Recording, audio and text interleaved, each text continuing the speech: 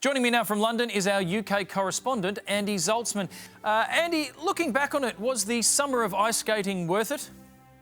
Oh, well, absolutely, Charlie. I'm sure the rest of the world looking at the state of Britain here today in this COVID year might think of the UK as an incompetent, insecure, arrogant has-been of a nation trapped in its own mythology, hamstrung by political and economic cronyism, a vomit-caked parody of a functioning democracy. But we were the only nation in the world to enjoy the sweet freedom of the ice rink this year.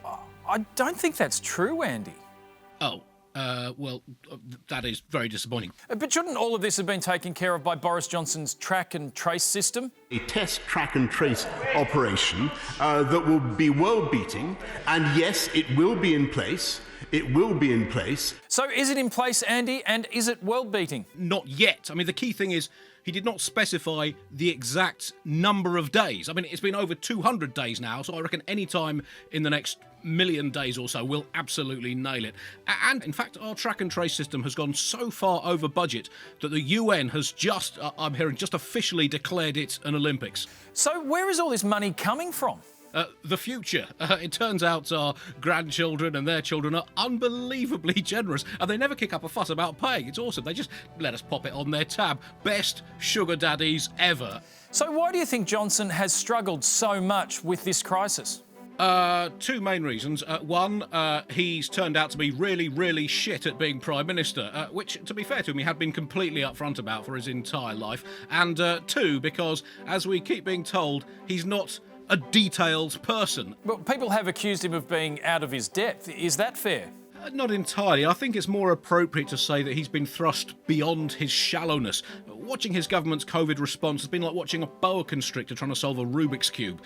Oddly fascinating, but obviously doomed.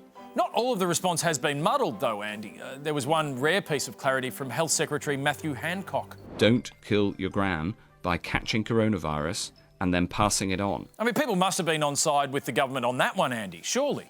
Absolutely not, Charlie. This was the nanny state gone mad. Let British people make their own decisions about whether or not they kill their grans. The government should not interfere with British people's personal, private choices over whether or not they freely choose to commit grand matricide.